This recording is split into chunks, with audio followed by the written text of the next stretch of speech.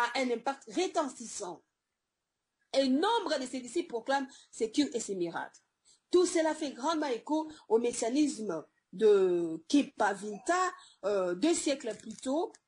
Kimbangu emploie le symbolisme chrétien, se montrant comme une figure de Christ, nommant même 12 apôtres pour l'aider et posant 3 règles morales fondamentales, à savoir l'abolition de tous les symboles religieux et traditionnels, l'éradication de la danse érotique et la destruction des fuites des danses et la fin de la polygamie. Il s'oppose également à toute forme de la sorcellerie. Cette prophétie doit être jugée parce qu'elle peut conduire le peuple dans la débandade, dans les horreurs, ou soit endormir complètement toute une nation. Donc, il ne s'agit pas, on ne peut pas donner cette chance-là, cette prophétie, d'être examinée, mais elle doit être jugée par tous les Congolais.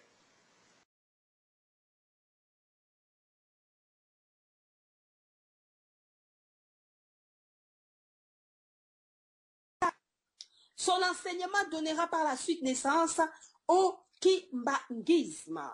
Fils des couilles, qu'il soit aussi un élément dérangeant, surtout à l'époque coloniale, et qui a servi aussi à vider le temple de missionnaires de ce temps-là, pour qu'on le suive dehors dans la foule, le suivait et tout ça.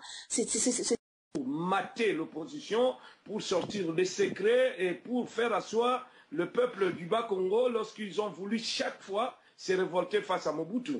Je pense que c'est une contradiction lorsqu'ils disent qu'ils sont dans la croyance de Simon Kimbangu, que Simon Kimbangu a laissé une prophétie en rapport avec le deuxième président, si on a su leur prophétie, qui est Mobutu, et qui devait détruire le pays, et ont contribué à la destruction du pays. Alors je ne sais pas.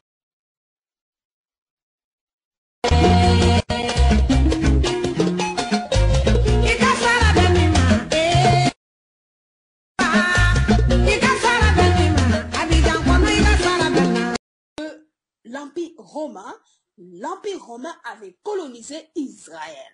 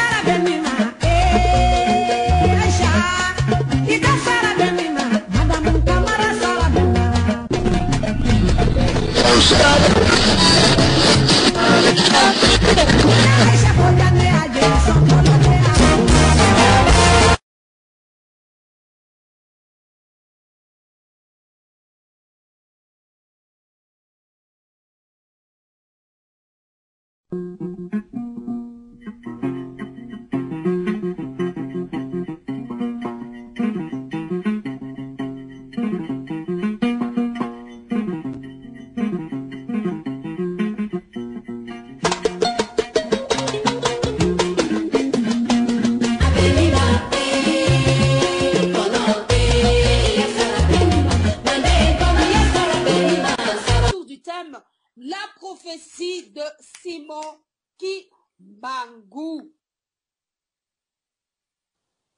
Mes amis, pour gagner du temps, nous allons quand même essayer de rendre hommage à ces vaillants fils du Congo, ce serviteur de Dieu, Simon Kimbangu. Simon Kimbangu, comme aujourd'hui, nous avons dit, vraiment, ça serait version Lingala, parce que, en tout cas, c'est vraiment un sujet qui concerne le peuple congolais, qui concerne la nation congolaise. Eh bien, nous voulons quand même en parler ce soir. Mais en attendant, comme d'habitude, vous le savez, on a l'habitude de vous saluer et expliquer un peu en français pour la bonne compréhension de tout le monde. Eh bien, vraiment, on a fait violence. On s'est dit, ça ne passera pas cette journée. On doit parler de ce sujet qui est quand même assez controverse, mais tout de même, ça mérite que Amafrika World, dans sa manière de faire, d'analyser les choses, de parler et aussi d'en commenter, a bien voulu donc saisir le sujet controverse de la prophétie de Simon Kimbangu. Qui était donc Simon Kimbangu? Qui était donc Simon Kimbangu? Simon Kimbangu azalaki nani? Simon Kimbangu azalaki nani? Eh bien, chers auditeurs, nous avons essayé de chercher de gauche à droite pour avoir un peu de ce qu'il était, de sa mémoire. Eh bien, comme vous le savez, donc dans nos recherches, on a quand même eu quelques documents qui nous ont aidés pour donner quelques informations au sujet de ces tombes que beaucoup de Congolais ne connaissent pas trop. Nous ne savons pas pourquoi beaucoup de Congolais ne les connaissent pas. Est-ce que c'est la faute du peuple congolais ou bien c'est de la faute aussi de aînés, hein, c'est-à-dire de ceux-là qui étaient dans le temps de Simon Kimbangu? Nous ne savons pas. En tout cas, selon mes réflexions dans mes analyses, j'ai trouvé et j'ai découvert en Simon Kimbangu un être qui est soit gardé jalousement par certaines personnes ou alors n'est pas bien, vraiment bien enseigné au peuple congolais. Mais en tout cas, c'est que moi je sais, d'après mes analyses, une fois comme ça, pendant qu'on nous parlait de Simon Kimbangu, la première des choses que j'avais saisi, vous voyez, le français. Les Français continuent toujours. Mais je me suis quand même dans l'introduction pour la bonne compréhension de tout le monde. Eh bien, un jour, j'ai entendu des gens nous dire, Simon Kimbangu, c'est le dieu de noir. Simon Kimbangu, c'est lui qui devrait libérer le peuple noir. Ah, vous savez, chers amis, pendant un temps de souffrance, il est évident que par moments, les gens se cherchent à se consoler autour des phénomènes messianiques, c'est-à-dire on essaye de trouver un messie pour qu'il vienne nous délivrer de la souffrance parce que on fait tout pour se libérer, mais on ne s'en sort pas. Le fait de l'attendre, moi en tout cas, laissez-moi vous dire, en tant que croyante aussi en Dieu et aussi évangéliste par vocation, j'ai été dérangée. J'ai été dérangée par cette prophétie. Ou alors, j'étais, en fait, je vais dire, vous allez m'excuser parce que là, actuellement, vu le changement de temps, je suis un tout petit peu enrhumée. Donc, peut-être que vous attendez un peu ma voix paraître un peu différemment que d'habitude. Veuillez m'excuser. Eh bien, chers auditeurs, laissez-moi vous dire que quand j'avais entendu ça, j'étais un peu secouée. J'ai dit, mais qu'est-ce que c'est? Je voulais un peu comprendre autour de cet homme. Eh bien, dans mes habitudes, comme toujours, Maman Feza aime beaucoup lire.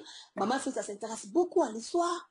Eh bien, je suis tombée sur un livre de Jules Chaumet, un certain Belge, qui a été témoin oculaire de ce qui est arrivé à cet homme. Eh bien, je vous assure, c'est un livre qui se vend sur Amazon.fr, mais c'est un livre que je n'arrive même pas à comprendre pourquoi la France n'arrive pas à livrer ce livre jusqu'à nous, en Allemagne. Parce que la première fois que j'ai essayé de le commander, eh bien, la réponse était le livre ne sort pas hors de la France métropolitaine. Eh bien, j'étais déçue. Mais comme vous le savez, quand on veut, on peut. Et quand on est vraiment quelqu'un de perspicace, on ne se laisse pas décourager. J'ai foncé dans mes recherches. Je suis tombée par un Congolais, un compatriote qui était bien gentil et il m'avait donné ce livre-là de La Passion de Simon Kimbangu. En lisant le livre, je vous dis, mes amis, le livre coûte normalement 10 € que je conseillerais à tous nos auditeurs et auditrices de la radio Amafrika World de se procurer de ces livres Passion de Simon Kimbangu écrit par Jules Chaumet. C'était un de ces Belges qui était contre certaines méthodes appliquées par les officiers belges ou par l'administration belge de ce temps. C'est ce que parce que j'ai lu ces livres-là. Donc, cet homme a parlé de la passion de Simon Kimbangu. Pourquoi? Parce qu'il a essayé de rallier un peu la passion de Jésus-Christ, parce qu'on a tourné les films La Passion de Christ. On a montré simplement, on a mis l'accent sur la souffrance de Jésus-Christ qu'il avait subi dans sa condamnation et puis sur la croix de Golgotha. Eh bien, Simon Kimbangu aussi avait souffert. Ah oui, mes amis, laissez-moi vous dire, Simon Kimbangu aussi avait souffert. Cet homme a vécu dans l'époque coloniale. On peut dire, ah, Jésus, la passion de Christ, lui, il a vécu à l'époque de l'Empire romain. L'Empire romain avait colonisé Israël. Alors, pour les cas de Simon Kimbangu aussi, ça serait la même chose. Colonial, et le Belge avait colonisé le Congo et il régnait vraiment comme souverain maître dans ce pays qu'ils avaient colonisé. Eh bien, Simon Kimbangu était là. On va dire, qu'est-ce qu'on nous dit? Qui était donc Simon Kimbangu? Selon le document que j'ai ici, on nous dit que Simon Kimbangu était né le 12 décembre 1887 à Kamba, près de Mbanza, Ngungu, et décédé le 12 octobre 1951 à Elisabethville, actuellement Lubumbashi. Est un leader religieux congolais, né dans l'État indépendant du Congo, futur Congo belge, qui est devenu aujourd'hui RDC. Il devient prédicateur dans les années 1920 et commence au ministère des prédications et des guérisons le 6 avril 1921. Son enseignement donnera par la suite naissance au Kimbanguisme. Fils de Kouyela et Louezi, Simon Kimbangu est baptisé par la Baptist Missionary Society, donc c'est une société missionnaire de confession de l'église baptiste, donc protestant. Il devient par la suite catéchiste. Un catéchiste, donc c'est celui qui a été initié par dans la protestante et qui a appris quand même certains principes de la foi chrétienne, et alors il devenait catéchiste. C'est à lui qui donnait encore finalement le cours de la foi chrétienne. Donc Simon Kimbangu était donc chrétien, de par ceux-là qui attestent qu'il était chrétien. Mais ça m'étonnerait des chrétiens puisse plus tard se proclamer Dieu. Donc quelque part, c'est-à-dire, ou soit ceux qui le disent ainsi, ils nous prennent pour des cons, ou alors ils ne savent pas ce qu'ils disent, ou alors je ne sais pas. Je continue ma lecture. C'est à cette époque qu'il dit recevoir une vision divine, lui ordonnant d'aller guérir les malades et prêcher auprès d'eux. Il aurait alors guéri une jeune femme dénommée Kiatondo, au nom de Jésus-Christ, dans son village natal de Kamba. Il acquiert vite la réputation de ressusciter les morts, les rendre la vue aux aveugles, de faire parler les sourds et muets, de faire marcher les paralytiques et de chasser les esprits démoniaques. C'est ainsi qu'il attire à ses prêches des milliers d'auditeurs, attirant la méfiance des autorités belges. Il est surnommé Ntumwa Yanzambiampungo, tradition en Kingongo qui veut dire d'envoyer de Dieu tout-puissant. Bien que le père de Kimbangu ait été chef de file religieux traditionnel, Simon est converti missionnaire baptiste en 1915. Il travaille pendant plusieurs années comme catéchiste, enseignant religieux, préparant les futurs baptisés, puis a une vision dans laquelle Dieu lui aurait donné sa mission divine de prêcher et de guérir les malades. En 1921, à Léopoldville, il guérit une femme malade et retourne alors dans sa région natale du Bas-Congo pour poursuivre son prêche. Cette mission qui ne dure que 6 mois a des effets profonds sur Simon.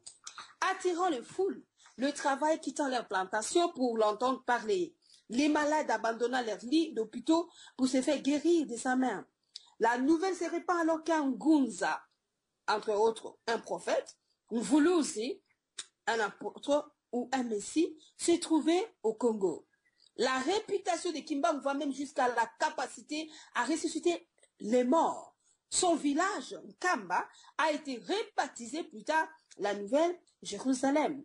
Le prêtre accroît grandement son audience et commence alors à prendre les relents nationalistes, perturbant à la fois les baptistes et inquiétant les autorités coloniales belges. Le ministère de guérison de Kimbangu a un impact retentissant. Et nombre de ses disciples proclament ses cures et ses miracles.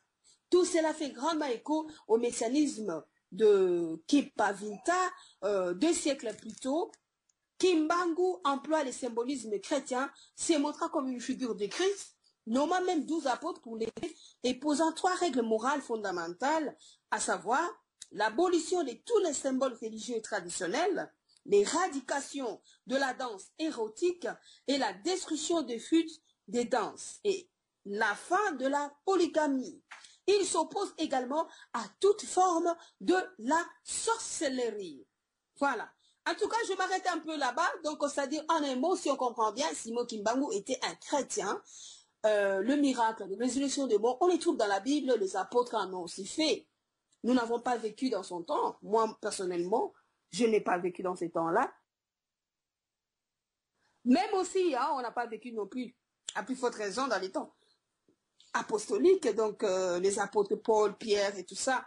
Mais ils en ont fait aussi des miracles. Le premier miracle apostolique, c'était donc, ils ont fait marcher un boiteux de naissance. Hein, on se souvient, les chrétiens, avec cette fameuse phrase qui dit « Je n'ai ni argent ni or, mais ce que j'ai, au nom de Jésus, lève-toi et marche. » Voilà. Donc, c'est-à-dire, pour moi, c'est pas quelque chose qui doit m'étonner. C'est réellement, Simon Kimbangu était un envoyé de Dieu. C'était un apôtre qui a vu aussi la visitation de Jésus-Christ. Et il a été oint par cet esprit. Il ne peut que faire des miracles qu'ont fait aussi les autres apôtres. Eh bien, mes amis, pour avancer, je ne peux que dire, on s'est intéressé. Il paraîtrait, moi je ne peux pas confirmer, mais il paraîtrait qu'il y avait une prophétie que Simon Kimbangu avait donnée à la nation congolaise de l'époque. Vous savez, il a souffert, hein, parce qu'il a été emprisonné pendant 30 ans. Et l'histoire même le dit. Hein, dans le livre de Jules Chaumet, La Passion de Simon Kimbangu, il est même dit dans cette histoire que la prison qu'on avait mise, c'était une prison en forme d'une armoire. Mes amis, est-ce que vous imaginez, en forme d'une armoire? Donc je peux dire que c'était très méchant. Mais alors, très méchant cette époque-là. Vraiment très méchant. Une prison en forme d'armoire, en forme d'une armoire, c'est étouffant. En d'autres termes, on voit par là qu'on essayait de l'étouffer. On voulait que Simon Kimbangu meure par étouffement. Mais il paraîtrait que, selon l'histoire, il n'était pas mort. Il n'était pas mort. Alors, mes amis, on peut aussi comprendre, si on veut en commenter un peu, qu'il soit aussi un élément dérangeant, surtout à l'époque coloniale, et qui a servi aussi à vider le temple de missionnaires de ce temps-là, pour qu'on le suive dehors dans la foule, le suivait et tout ça. C'est ce phénomène, on le voit même dans l'époque de Jésus. Les gens quittaient synagogue et suivaient Jésus jusqu'à aller dans les montagnes parce que là-bas se rassemblait une grande foule. Ils venaient se faire guérir de la malade, se faire consoler de leurs problèmes, se faire délivrer des possessions démoniaques et tout ça. Donc, ce sont des choses qui sont tout à fait normales. Ce sont des signes même, lui-même l'avait dit. Voici les signes qui accompagneront ceux qui ont cru à mon nom. Ils vont chasser les démons, ils vont guérir les malades, ils vont ressusciter les morts, ainsi de suite. Eh bien, pour moi, en tout cas, quand je vois cette histoire, je peux dire que non, on a affaire à un envoyé de Dieu, comme tous les autres apôtres. Mais qu'en est-il autour de cette prophétie? Il y a eu une prophétie pour la nation congolaise. Moi, j'appelle ça une prophétie controversée de Simon Kimbangu sur les 4 pouvoirs présidentiels. Pourquoi? Pourquoi controversée? Eh bien, parce que ça n'a pas bon. Hein, ça n'a pas bon. Le Congolais n'aime pas ça. Ceux-là qui veulent pas, donc ils n'aiment pas cette prophétie. Pourquoi? Eh bien, parce que la manière dont on présente les choses, la manière dont on place un quatrième président, le Congolais qui déteste l'actuel président du Congo, il voit que par là, c'est une sorte de le garder encore dans le pouvoir, alors que la paix est loin d'être vraiment palpée tout le coin de la République démocratique du Congo.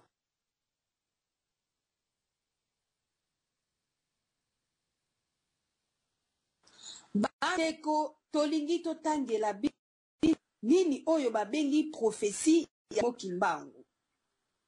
Pour avancer, je vais dire ce qu'on a dit ici. La personne nous dit dans le premier, il donne parmi diverses révélations écrites par Papa Kiansumba, je vous propose celle que nous vivons et qui intéresse nos compatriotes qui s'agitent.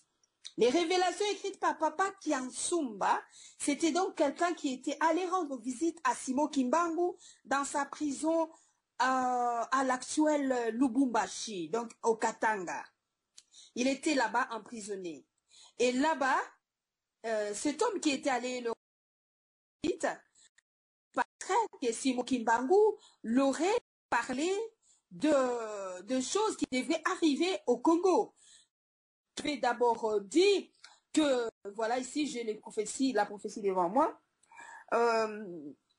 Il lui a dit que la prophétie contenait plusieurs points, mais dans le premier, il donne la date de l'indépendance du Congo belge et dans la suite, il donne les caractéristiques des différentes sortes de chefs d'État qui dirigeront le Congo indépendant, aujourd'hui République démocratique du Congo. Voici en résumé cette prophétie.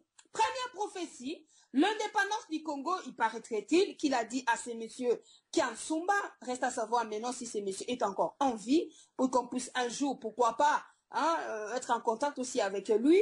Eh bien, ce monsieur dira qu'on lui a dit l'indépendance du Congo en 1944. Simon Kimbangu avait dit à Papa Kiansumba que le pays sera libre dans 16 ans.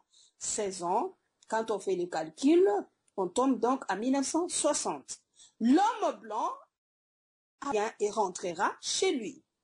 Deuxième et de prophétie, c'est donc le 4 pouvoir présidentiel, à savoir le premier chef d'État. Il prédit que ce dernier sera un homme digne, modèle, exemplaire et respectable. Mais il ne finira pas son mandat et sera empoisonné. Reste à savoir aussi le premier président après l'indépendance, s'il était empoisonné ou pas. Le deuxième chef d'État, il sera un grand voleur, destructeur et détourneur de biens publics. Sous son règne, les enfants seront dépravés, ils ne respecteront pas leurs parents, l'économie du pays va sombrer, il y aura beaucoup de voleurs dans le pays et le peuple sera plongé dans la misère noire. Ce président sera totalement rejeté par le peuple et sera chassé du pouvoir. Troisième chef d'État, ce dernier ne fera pas longtemps au pouvoir, sa mauvaise politique divisera le pays en plusieurs parties ou foyers de tension. La criminalité sera au rendez-vous, il y aura beaucoup de voleurs et détourneurs de biens publics. Lui aussi, comme le second, sera rejeté par le peuple et chassé du pouvoir. C'est à savoir aussi, le troisième président, c'est qui? Je pense bien, si on compte bien tous les présidents depuis l'indépendance du Congo, à savoir Joseph Kasavubu, le premier. Deuxième président, ça serait Mobutu, Sese Seko, ou alors Joseph Mobutu. Et le troisième, ça sera Laurent Désiré Kabila. Le quatrième chef d'État, homme très calme et discipliné, il aura une tâche très difficile pour regrouper les pays et mettre fin au foyer de tension. Il sera aidé et aura beaucoup d'argent pour reconstruire le Congo qu'il dirigera avec probité. La sécurité sera garantie pendant son règne. Le Congo sera prospère. Il n'y aura plus d'esclavage. Chacun découvrira ses véritables origines qu'il rejoindra immédiatement librement. Voilà.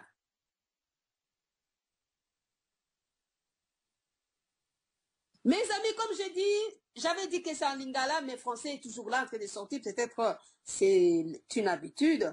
Mais il fait déjà tard, il est 23 heures. On ne va pas vous retenir longtemps.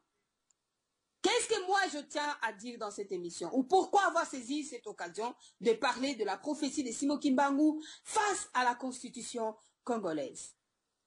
Alors mes amis, le 4e président ou le 4e chef d'État nous intéresse parce que le 3e, apparemment, il est parti, Laurent Désiré Kabila. Est-ce qu'il est aussi parti tel qu'on a dit, il était rejeté par les peuples, chassé du pouvoir? En tout cas, pour ce dernier, si ces mots disent chassé du pouvoir, eh bien, il ne sera pas chassé, mais il était tué. Il était donc assassiné. Eh bien, bon, on doit encore en discuter là-dessus. Le problème qui nous intéresse, c'est le 4e chef d'État. On dit que c'est un homme calme, discipliné. Il aura une tâche très difficile pour regrouper les pays et mettre fin au foyer de tension. Il sera aidé, il aura beaucoup d'argent. Pendant son règne, le Congo sera prospère. Écoutez, nous allons dire ceci. La Bible nous dit 1 Thessaloniciens 5, versets 20 à 21. Il est dit ceci, ne méprisez pas les prophéties. C'est un ordre. Ne méprisez pas les prophéties. Vous savez pourquoi? Parce que, enseignement parlant, Dieu avait dit aux enfants d'Israël, quiconque mépriserait sa parole, il sera puni. C'est pourquoi on donne conseil de ne même pas mépriser la prophétie. Qu'est-ce que ça veut dire mépriser?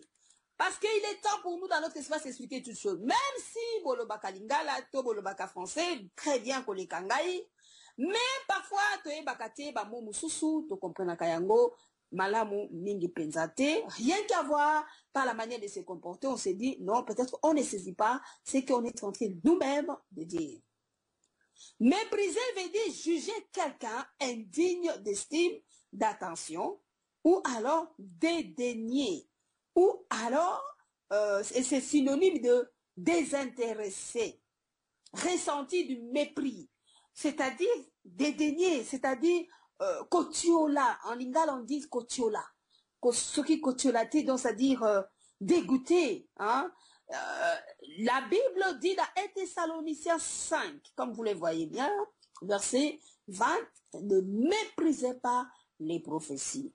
Mais il y a une chose très importante, la Bible souligne encore, mais examinez toutes choses. C'est-à-dire la prophétie, autrement dit révélation, doit être examinée. Donc, prophétie, bakoki pe ko examiner yango, ko examiner ezali ko mépriser te, ko mépriser ezali ko tiola. Olobi tia okseki, ofingi olobi n'importe quoi. C'est très dangereux, ce qui ezali maloba penza ya nzambe. Oyo azali mwana na nzambe, ayebi liloba, abanga ka prophétie te, a tiola ka pe yango te, mais a examinaka yango. C'est biblique. Une bonne attitude d'un enfant de Dieu face à la prophétie, c'est premièrement d'examiner. Une mauvaise habitude pour un enfant de Dieu face à la prophétie, c'est de le mépriser. Alors, conseil nabiso na si Dieu ezali ete, tosengi na ba Congolais te ba tiola prophétie wana, mais tosengi na bango ba examiner. Alors, na kati na bana na nzambe eko examiner prophétie to révélation oyo ezali liloba na nzambe comment? Est-ce que oko examiner yango par rapport ya ba connaissance na yo, par rapport ki tribalisme na yo, parce que voilà, il fallait que ça ekolo na biso soki yende apesi nde na di oyo lokolo eza ekolo na biso te na kozwa yango te, ce n'est pas cette bonne manière. En d'autres termes, tu méprises aussi la prophétie.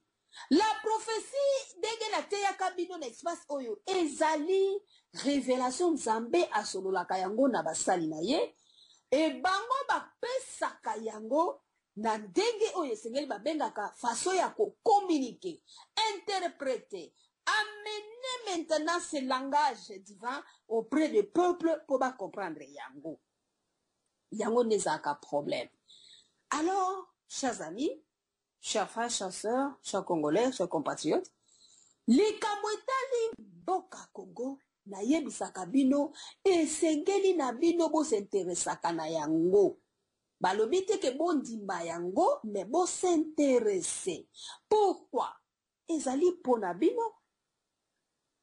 Mais eza lokola bana moko baza ba héritier batikela bango ba grand bien ya papa na bango bongo place moko babandi koloba boyebi te tala esika kuna boye baza kotanga lisusu biloko ya malamu papa na bino atikaka bofandi na bino bozoyoka bolobi etali biso te boza na bino intéressé te baza kosike bino meme basolution ndenge nini bokobima na kati ya pasi na bino mpo borécupere babien ya papa na bino boza intéressé te. Non, ezali habitude moko ya mabe. Yango mama feza na kati na Afrika aza kopesa conseil.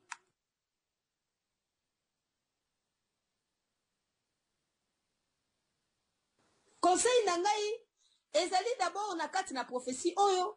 Nayebi te puisque na kati na plateau nazali pe na mosali ya Nzambe moko. Ye nayebi ke azalaki pe ko sololango na ngai soki azali wana koki deja ko fongola micro na ye natuna nanu mosali na Nzambe oyo atangaki pe prophétie alobi mbala na ye kutu ya liboso atanga prophétie wana na manière ya prophétie moto na Nzambe pasteur Henri. Si vous êtes là ouvrez votre micro. Bonsoir d'abord pasteur Henri. Bonsoir maman Feza. Ah voilà, bonsoir. Voilà, donc on vous capte très bien, 5 sur 5. La voix est très claire. Alors, pasteur, en tant qu'homme de Dieu, vous êtes aussi pasteur, amateur des prophéties. Qu'est-ce que vous allez dire par rapport à cette prophétie qui est liée à la nation congolaise et les différents enjeux tels qu'ils sont présentés aussi au pays et la constitution congolaise qui parle aussi des 2 mandats et tout ça? Vous avez lu quand même cette prophétie. Que dites-vous, pasteur Henri? Je vous passe la parole. Ok, je remercie tous les auditeurs qui nous entendent et qui nous écoutent. Il y a ceux qui nous frôlent et ceux qui rentrent dans la profondeur de tout ce que nous allons dire. Et là, je vous ai dit, c'était pour la première fois, j'en ai entendu parler, mais avoir de précisions sur cette prophétie qui concerne mon pays, c'est la toute première fois, parce que je lis les livres dont vous avez lu parlant de Simon Kimbangu. D'ailleurs, j'interviens aussi pour remercier l'œuvre qu'a accompli ce grand homme de Dieu, qui, au travers de son message, il y a eu une suite qui a été déformée et qui a été faite comme étant une église des familles. Pourtant, c'est un homme qui a reçu quelque chose de la part de Dieu et qui s'est battu de manière à ce qu'il puisse ramener toute la nation dans la foi chrétienne. Mais aujourd'hui, nous voyons que la foi, elle est bafouée et la Bible, elle est brûlée par les kimbanguistes, soi-disant que Jésus-Christ, c'est le Dieu des Blancs et il faut que nous puissions, nous, adhérer au Dieu des Noirs. Et pendant ce temps, lorsque vous avez parlé de la biographie de ce livre, nous voyons que Simon Kimbangu lui-même fut prêché par des missionnaires baptistes. Donc, quelque part, nous avons un problème. Et nous savons aussi que pour être chrétien, il faudrait nécessairement, aucun missionnaire ne peut faire de vous un chrétien sans pour autant confesser le nom de Jésus. Nous savons le principal verset qui nous dit, si tu confesses de ta bouche, si tu crois dans ton cœur, et tu es sauvé. Donc nous supposons que les missionnaires ont fait leur travail en faisant accepter Kimbangu, Jésus, en faisant de lui une nouvelle naissance, qui a fait de lui un très bon chrétien, et après cela, le Saint-Esprit est descendu sur lui, et il est devenu ce qu'il était en faisant tout ce que le Seigneur avait prévu pour son Église. N'oublions pas que la nation était nouvelle, il rentrait dans la foi chrétienne, prêché par une personne de sa race.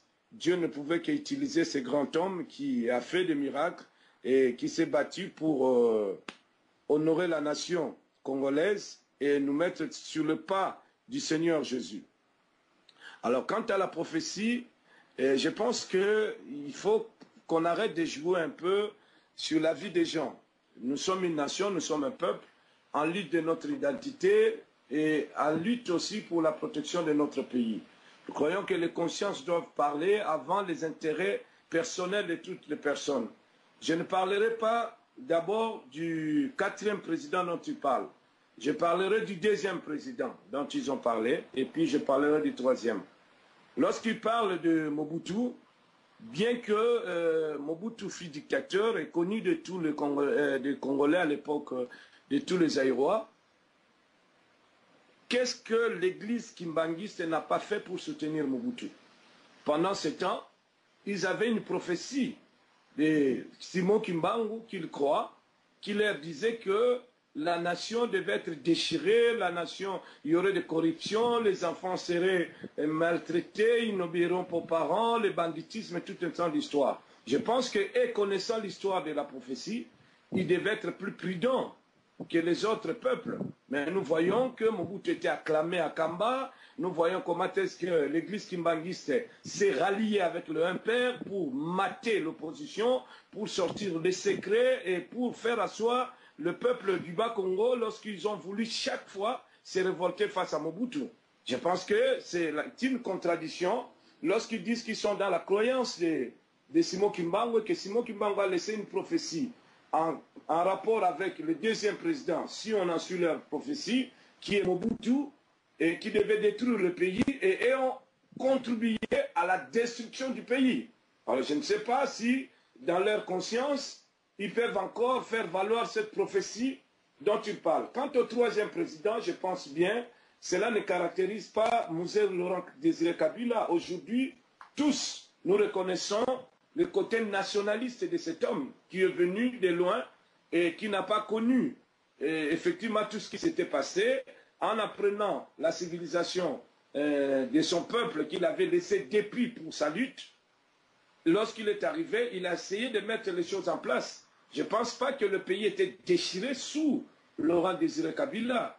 Je ne pense pas que Laurent Kabila ait été chassé du pouvoir. C'est un homme que nous, aujourd'hui, Congolais, nous regrettons. C'est un homme, nous, Congolais, nous avons voulu à la tête de notre pays parce qu'il était quand même, c'est celui qui a été le réconciliateur. Lorsqu'il s'agissait de l'envahissement du pays, il n'a pas accepté de trahir le Congo. Il a accepté de mourir pour son pays. Il a accepté d'être martyr pour le Congo. Je ne pense pas que la prophétie correspond exactement à la personne du feu président Mzee Laurent Désiré Kabila. Quant au quatrième président, qui est actuellement sujet de controverse de tous les Congolais, nous voyons, moi je pourrais dire qu'il serait le troisième président si on a su la prophétie, ou soit la prophétie doit commencer par Mobutu et puis descendre. Parce qu'aujourd'hui, le pays n'est pas unifié.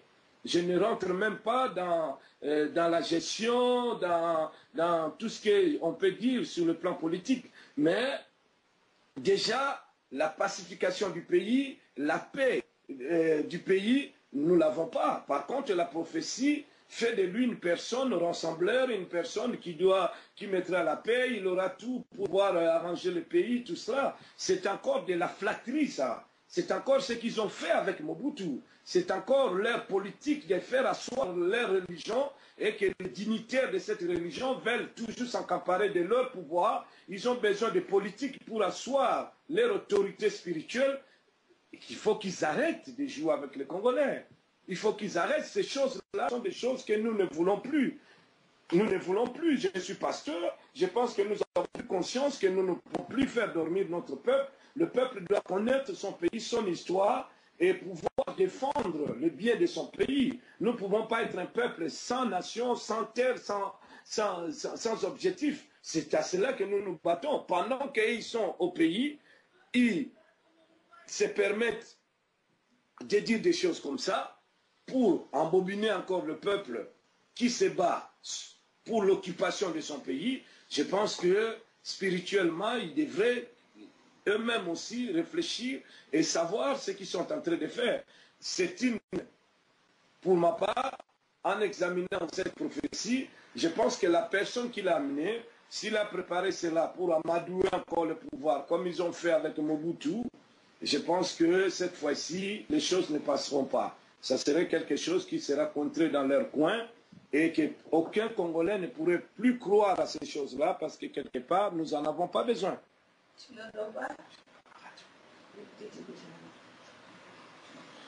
Voilà à peu près ce que je peux dire. concernant cette prophétie controversée auquel je ne crois pas et je n'adhère pas. Donc c'est une histoire montée. Et si nous regardons déjà dans l'Église, lorsque le chef spirituel actuel parle, il utilise même le cri du défunt Mobutu. Ria, nia, nia. Nous voyons, ce n'est plus la spiritualité, nous rentrons dans la politique. Donc, quelque part, qu'ils arrêtent un peu de faire cela, parce qu'il y a des gens qui ont versé leur sang, qui ont perdu de leur vie, et il y a eu des orphelins, des enfants qui ont souffert, qui sont allés en exil, et qui n'ont pas, d'autres étaient jeunes, n'ont pas connu leurs parents pour cette lutte de notre pays. Et je pense que ces gens-là ne se tournent dans leur tombe lorsqu'ils entendent des propos comme ça, qui n'adhèrent pas dans la vision dont ils ont donné leur vie. Voilà ce que je pourrais dire. Oui, bon, Pasteur Henri, là, ce que vous avez fait, votre analyse, en tout cas, c'est là aussi ce que dit la parole de Dieu, examiner pour voir, c'est-à-dire retenir ce qui est bon, et voilà. Donc, pour vous, Pasteur Henri, cette prophétie controversée, c'est une façon de flatter le pouvoir en place, c'est ça ce que vous voulez dire? Oui, oui, c'est ce que je dis, parce que c'est ce qu'ils ont fait. Parce que prenons un leader spirituel qui se retrouve face à une prophétie qui annonce un malheur pour un peuple. Je pense qu'il doit préparer le peuple à cela. Nous avons vu à l'époque de Mobutu, et qui connaissait la prophétie, que Mobutu viendrait détruire le pays, tout ça. À quelle époque, je ne sais aucun discours venant de l'église kimbanguiste qui avertissait le peuple en disant, voilà, prions pour la nation parce que le président qui est venu, ça serait le chaos. Aucune fois, ils se sont associés avec le pouvoir de Mobutu. Ils ont même trahi certains des compatriotes qui étaient du Bas-Congo, qui voulaient se révolter. Je pense que ça, c'est connu, c'est une église d'État. Et cette fois-ci, voyons la masse qu'ils ont, le pouvoir aussi a intérêt à les avoir par rapport au vote, par rapport à un discours, créer quelque chose qui fera asseoir et le pouvoir et leur autorité aussi spirituelle, de manière à ce que tout ce qu'ils font, que l'État aussi ferme les yeux. N'oublions pas tout ce qui se passe. Je ne suis pas là pour juger un peu tout ce qui se passe à leur niveau, mais pour moi, je pense que cette prophétie-là n'est que d'utilité notoire qui concerne l'église kimbanguiste et le pouvoir en place, mais qui ne concerne pas le peuple congolais. Et je ne pense pas que Simon Kimbangu, à son temps, aurait prononcé des propos comme cela en appuyant des choses que nous ne voyons pas. Ou soit la prophétie, elle est mauvaise. S'il a dit ça, elle est mauvaise parce qu'elle ne correspond pas à notre temps. Correspond pas à notre temps. Personne ne peut dire au jour d'aujourd'hui que le pays est pacifié. Non, personne ne peut dire qu'il y a l'unité dans le Congo. Prenons tout simplement cela. Donc, je ne pense pas que si le président actuel est le quatrième dont on dit, je ne crois pas que les attributs qui lui ont été donnés par la prophétie, c'est ce que nous vivons aujourd'hui au Congo. Je ne pense pas. Alors, si nous allons dans ce sens-là, nous disons catégoriquement que la prophétie, elle est fausse après l'avoir examinée. Donc, mais si nous allons dans le sens où c'est un arrangement, nous pourrons comprendre et dire non, nous n'en voulons pas, nous n'allons pas faire cela, parole de l'évangile, nous n'allons pas le mettre comme étant une parole que nous devons mettre en chemin pour dire à tous les Congolais, voilà ce qui s'est passé, il y a eu quelqu'un qui a été visité par Dieu, qui a dit cela, nous l'acceptons et nous nous soumettons à cela, parce que nous ne voyons pas. La prophétie en elle-même, elle est correcte, elle est véridique que lorsqu'elle s'accomplit.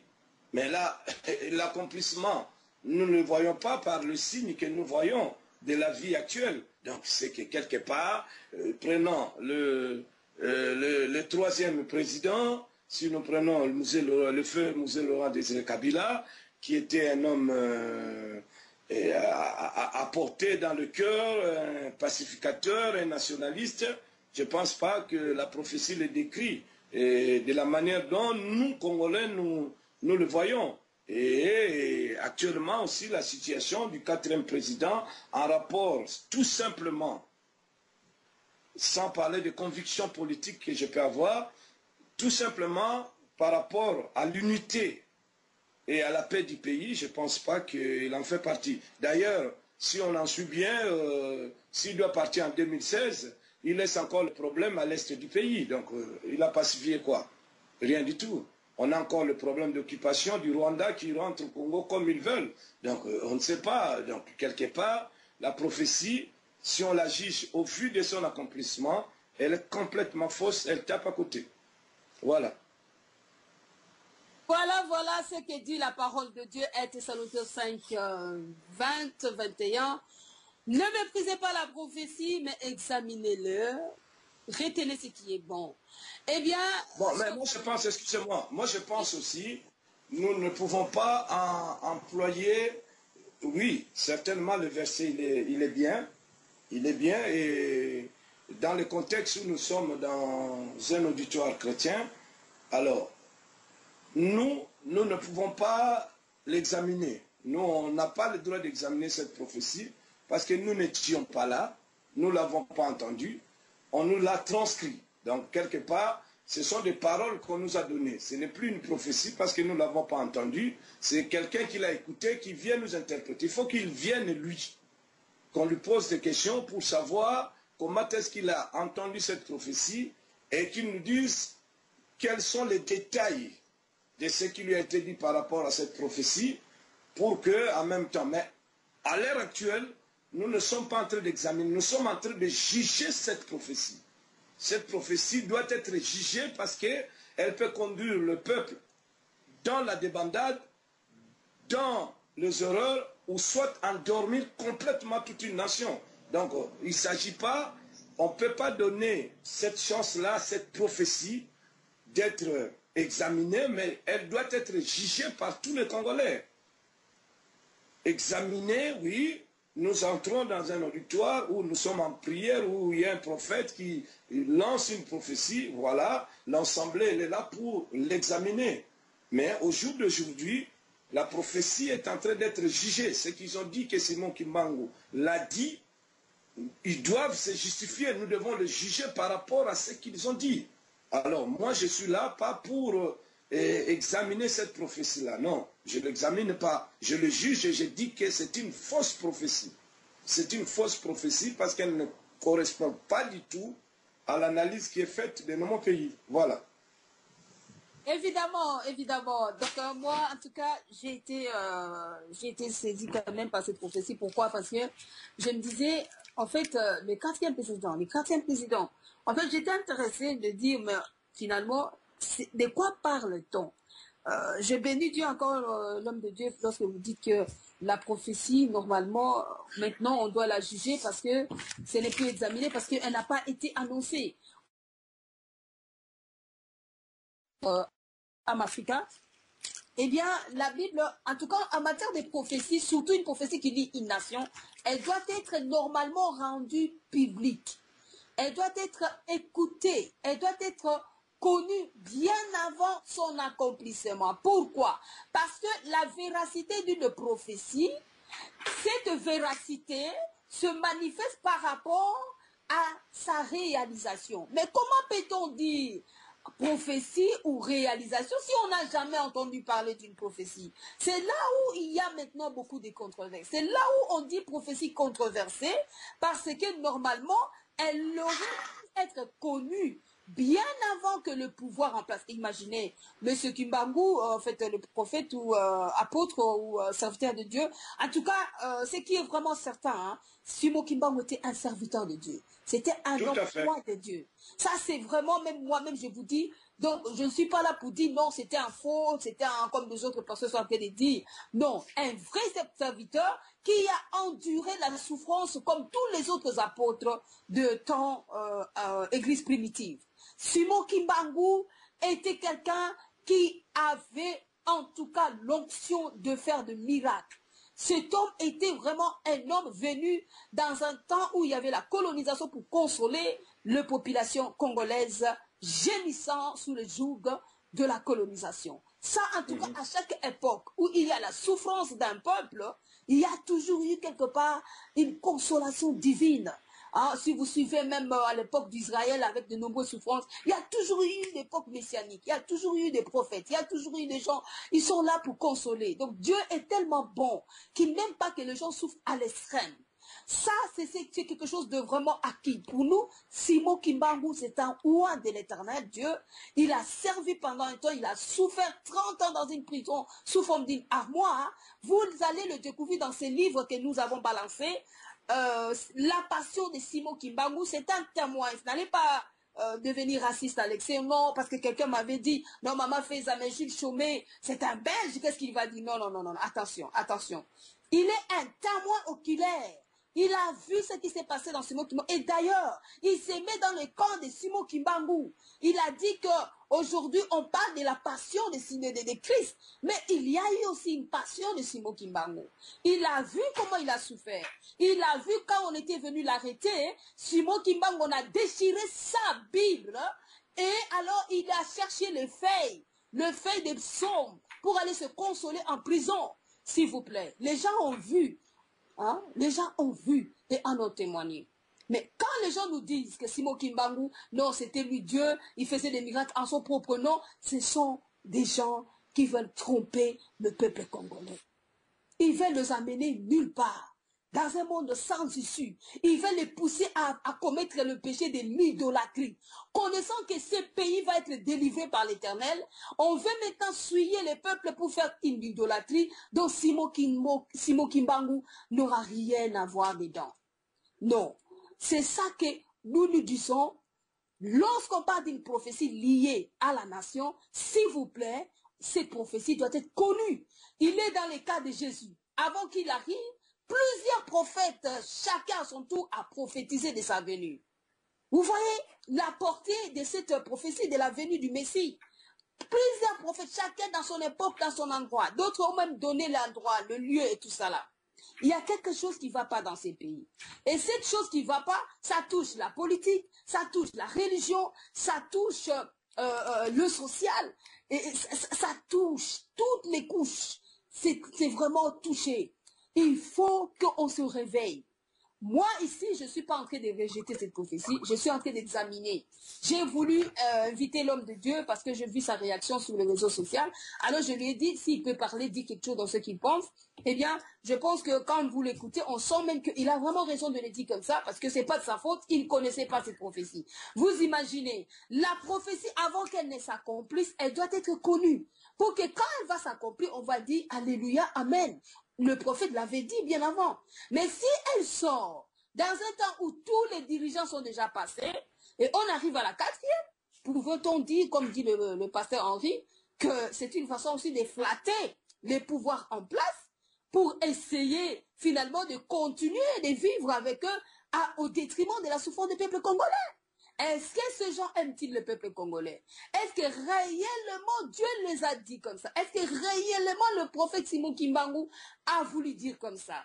C'est ça les problèmes que la RDC finalement est en train de traverser. Si on risque de donner une... Vous savez, je vais dire ceci, pasteur Henri, je ne sais pas si vous vous souvenez qu'il y avait eu un prophète qui était mort à cause d'une prophétie qui avait donné fausse confiance au peuple juif. Ah non, je n'ai pas connu ça. C'était dans Jérémie. Ah, tu parles de la Bible? Oui. Ah oui, d'accord. Moi, je croyais on était encore dans l'histoire. Oui, oui, oui, si. Oui. Je suis en train de chercher ces passages-là. Le problème, c'est qu'on va demander si réellement c'est la prophétie venant de Dieu, gloire à Dieu, mais si ce n'est pas de Dieu et que ça risque d'être une fausse. Je suis en train de chercher ce passage. C'était une prophétie. Ne vous tracassez même pas, maman. C'est en Michée ou dans Jérémie? Jérémie, c'est dans Jérémie. Ne vous tracassez même pas dans tout ça. Et alors, il y a quelqu'un qui avait donné une fausse confiance au peuple, allait donner une prophétie qui finalement ne s'était pas accomplie. Et Jérémie a parlé d'une prophétie qui annonçait plutôt le malheur. Mais ces prophètes étaient en train d'annoncer une prophétie qui annonçait de bonnes choses. Alors que Dieu ne disait pas comme ça. Et c'est alors Jérémie lui dira, en fait, Jérémie aussi avait écouté, il a dit ok, mais quand il est parti, l'Esprit de Dieu lui a parlé en lui disant, retourne, va lui dire, il a donné une fausse prophétie, ce n'est pas moi, il est en train de tromper le peuple et à cause de ça, il va mourir. Alors, et ça s'est accompli. Donc, je ne sais pas si finalement, le jour qui vient, Dieu peut vraiment avoir pitié du Congo, si réellement ça veut dire le cas. Parce que la prophétie s'examine, nous ne sommes pas en train d'offenser personne. Donc, la prophétie s'examine, selon 1 Thessaloniciens 5. Alors, si réellement, admettons que cette prophétie soit vraie, écoutez, soyons un peu sincères. Si cette prophétie est vraie, parce qu'on nous a combattu là, on n'a même pas voulu qu'on fasse l'émission, mais finalement on a fait violence. Le quatrième homme très calme et discipliné, il aura une tâche très difficile pour regrouper les pays et mettre fin au foyer des tensions. Il sera aidé et aura beaucoup d'argent pour reconstruire le Congo qu'il dirigera avec probité. La sécurité sera garantie pendant son règne. Le Congo sera prospère, il n'y aura plus d'esclavage. Chacun découvrira ses véritables origines qu'il rejoindra immédiatement librement. Écoutez, je pense que c'est la troisième présidente qui a beaucoup de criminalité.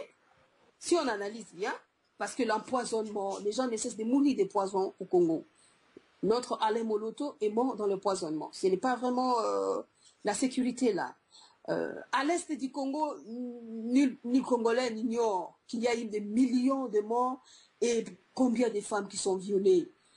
N'en parlons pas récemment à Mwanda, 80 femmes violées. N'en parlons pas aussi jusqu'à maintenant, la RDC manque encore de ses citoyens n'ont pas de carte d'identité. Un grand pays comme la RDC, jusqu'à maintenant, il a une crise identitaire. Le recensement, on ne le fait pas, ça ne promet pas. Quand on fait l'analyse, c'est-à-dire des enjeux actuels, et on parle encore d'une constitution qui dit 2 mandats et pas plus. Alors, si on veut dire, face à la constitution, Pasteur Henri, la constitution dit 2 mandats, pas plus. Ça veut dire qu'il achève maintenant son mandat. Est-ce que maintenant, ce quatrième président a-t-il rendu le Congo prospère, comme il est dit? Est-ce que ce quatrième président a-t-il mis la sécurité dans les 4 coins du Congo? Est-ce que ce quatrième président a permis aux Congolais de découvrir leurs origines, puisque leurs origines, chacun le sait déjà? Est-ce que le Congolais avait perdu les origines? Je ne pense pas. Finalement, je ne sais pas. Donc, que Dieu nous aide par rapport à cette prophétie qui est en train de faire débat dans certaines analyses. Et donc, ce n'est pas une prophétie, c'est un programme politique là. Hein, le président va arranger le pays, va faire ceci, c'est un programme politique. Ça, c'est ce que tu recherchais. Je pense que c'est l'esprit du mensonge qui est rentré sur la personne qui a ramené cette prophétie, soi-disant venant du prophète Kimbalou. Je pense que des prophètes là, qui va se Rakab, Michel, voilà. Oui, c'est moi, de quoi je mettrai un esprit de mensonge. Voilà, donc voilà, l'esprit du mensonge qui est rentré sur ce qui m'a dit, c'est pour séduire le président actuel. Donc je pense que ça c'est un programme politique qu'ils ont dressé, soi-disant qu'il fera ça, mais par malheur, les choses ne se sont pas faites selon la prophétie. Nous pensons qu'ils doivent arrêter. Si on s'arrête au 4e président, il n'y en aura pas un 5e alors. Donc il n'a qu'à continuer son mandat. Parce que c'est lui qui va pacifier, il va tout faire. Alors, et le 5e, on n'en a pas parlé alors. Et le 5e, on ne sait pas ce qu'il fait. Tu n'as pas une idée du 5e. C'est ça que maintenant, le problème, c'est que le peuple congolais doit grandir aussi dans la matière prophétique ou alors dans la parole de Dieu. Parce que normalement, moi, ce qui me dérange, c'est ma question était même sur les réseaux, je l'ai écrit. Quand est-ce que cette prophétie a été rendue publique? Quand c'est d'abord ça la première des questions. Pourquoi? Parce que si cette prophétie n'a jamais été rendue publique, mais qu'elle soit que maintenant, il y a beaucoup de doutes que les gens croient à la véracité de cette prophétie. Parce que normalement, la prophétie, de par sa nature, elle doit être publiée. Surtout si ça annonce un événement à venir, liant une nation telle que Congo. Ça doit être... c'est vrai ce que vous venez de dire tout à l'heure. Vous avez dit que normalement, eux qui savaient, si réellement ils savaient cette prophétie, comment ils étaient si proches à Mobutu, connaissant déjà que ça serait un homme qui va beaucoup piller, qui va voler, mais et pourtant ils ont consolidé. Plus que Mobutu. Voilà, s'associer à Mobutu. S'associer à Mobutu, eh bien... Ils ont supporté l'impère, ils étaient derrière l'impère. D'accord. Ils ont fait de tous les Kimbanguistes membres du parti État.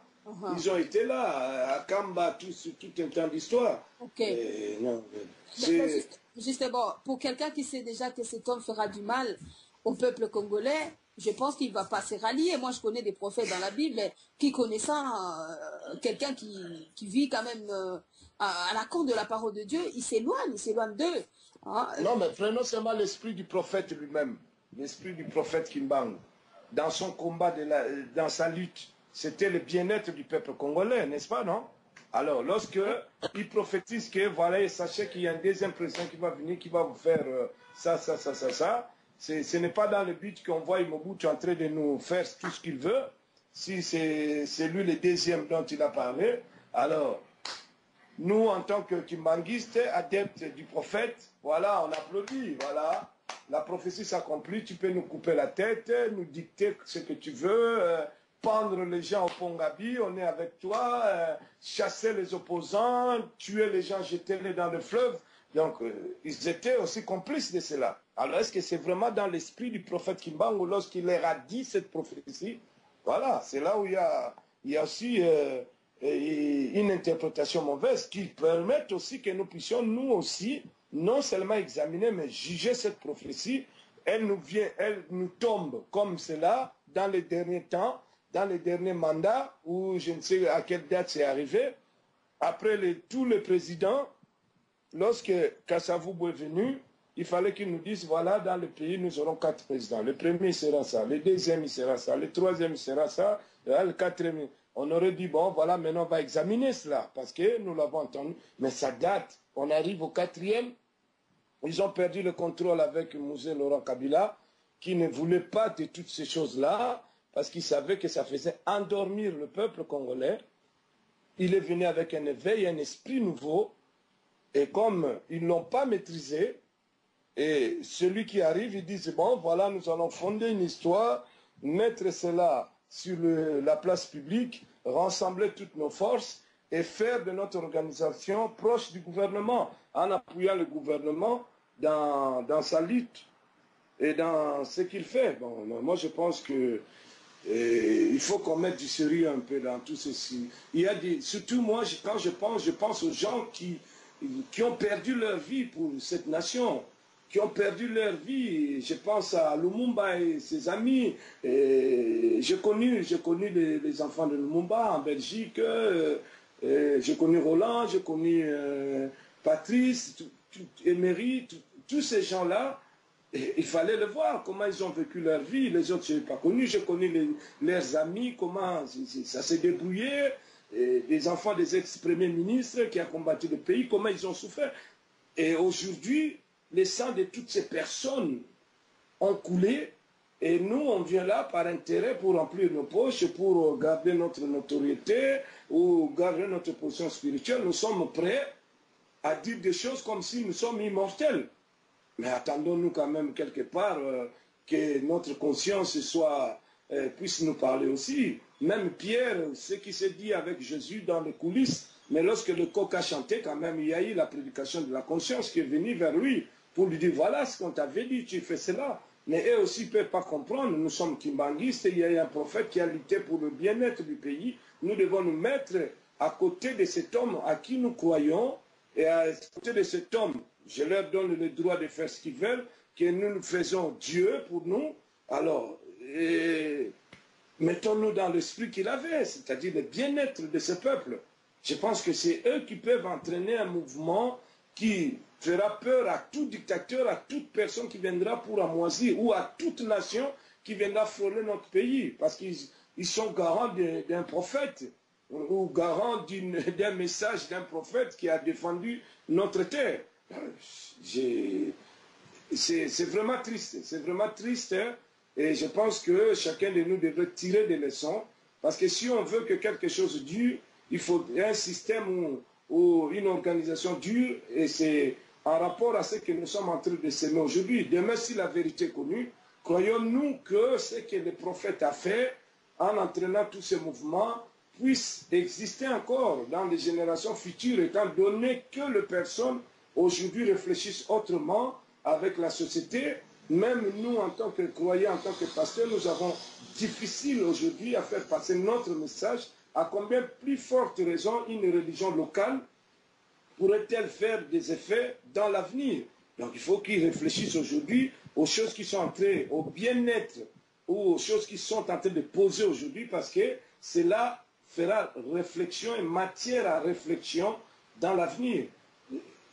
Cette prophétie-là, elle est vraiment à mettre en doute, surtout dans le cas de Mzee Laurent Désiré Kabila, que je suis choqué de voir l'interprétation qu'on donne de cette prophétie, de son mandat. Il est chassé du pouvoir. Bon, chassé du pouvoir. Quelqu'un qui s'est fait assassiner parce qu'il défend son pays, il a été chassé du pouvoir. Et nous sommes prêts à cautionner cela pour quelqu'un qui a été assassiné avec tout ce qui a été fait autour de cet homme. Et nous sommes prêts à accepter que cette prophétie-là est exacte, non seulement parce qu'on l'attribue à un prophète qui a fait des miracles. Et nous sommes prêts aujourd'hui à dire que, voilà, Mzee Laurent Kabila n'a pas été assassiné, son rôle a été chassé du pouvoir. Par qui? Parce que nous connaissons ceux qui ont tué Mzee Laurent Désiré Kabila. Les occupants ont voulu sa mort pour occuper le pays. Et nous Congolais, ne pouvons jamais, comme nous sommes là, dire aujourd'hui que voilà, Mzee a été chassé du pouvoir. Ça, c'est salir l'âme de quelqu'un qui s'est défendu. Et je me souviens encore du Mzee qui est venu en Belgique, parlant congolais en leur disant même des secrets d'État, pour dire, voilà, il faut que vous vous leviez pour défendre votre nation. J'étais avec un ministre des Affaires étrangères, et lorsque je l'appelle quelques temps après, il me dit qu'il est de l'autre côté. Je me dis, ah bon, toi tu étais avec eux? Vous voyez comment j'étais entouré? Il était en train de nous dire des choses qui devaient nous réveiller. Et dire que cet homme-là a été chassé du pouvoir après avoir été assassiné par les ennemis du Congo. Non, mais franchement, et même si on doit attribuer cela spirituellement à quelqu'un, il y a une forte contradiction à cela. La prophétie ne dépend pas de celui qui l'a prononcée, parce que la prophétie vient de Dieu. Alors si elle est venue de Dieu, elle doit s'accomplir. Mais là, dans son accomplissement, nous voyons le contraire de ce qui a été dit par rapport aux personnes dont nous qualifierons selon le rôle qu'ils ont donné à chacun. D'où, moi, personnellement, je dis que cette prophétie-là, elle est fausse. Nous ne devons pas nous baser sur cela. Elle ne peut même pas être examinée. S'ils veulent le garder, qu'ils le gardent, et puis nous verrons, parce que bientôt, bon, nous aurons peut-être un 5e président, et on verra peut-être que nous aurons d'autres prophéties utiles aujourd'hui qui mettra le peuple dans le bon chemin, et surtout que Dieu a en main la situation du pays. Voilà.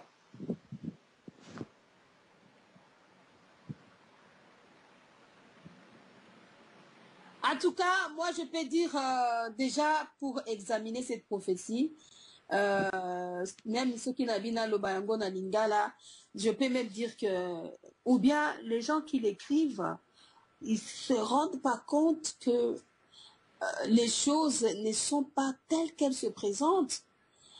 Est-ce que parce que le Congolais batanga kanabango penzate yango wana ezole kabongo? Ou est-ce que même Yeboko, le concerné, c'est-à-dire l'actuel président Kabila Joseph, Azali Yemoko sincérité à quoi que en fait, ezelo komoko bakoko pousser même à ça l'effort. Yako Tunga Congo, Yako Luka sécurité, mais ce qui ezali Bogoté, c'est lui inspirer une fausse confiance. Et alors, dans ces cas, on arrivera à un temps où on se dira, eh bien, on n'en pourra plus entendre parler des prophètes ici dans cette nation. Parce que normalement, ça là, moi pas si mille, dans le sens que on aurait pu dire autrement que le Congo va passer un temps de trouble, plusieurs présidents vont se succéder, il n'y aura jamais la paix, mais jusqu'à ce qu'il y aura ceci, cela, d'accord. Mais ce qui est possible à détail, première des questions d'Angaï, je le répète encore, Congolais nyon ceci que vous allez, tout nana nous, quand est-ce que prophétie ou ezala qui publique? Pour nanini? parce que ceux qui ebimaka, imaginez, balobi bapesa yango na 1944 pour balobaki que indépendance et kozwama il y a 16 ans. Alors indépendance et zoma, mais ceux qui balobaka yango dans le temps là, c'est-à-dire yé mutu azoka prophétie wana, apanza yango na koyebisa yango dans différents endroits et que il y a des témoins au bakoloba que oui, biso tozwaka pe yango na série wana, eh bien ça l'est quand même un peu donner un peu de crédibilité, hein? Mais ça ne dit pas toute la crédibilité. Pourquoi?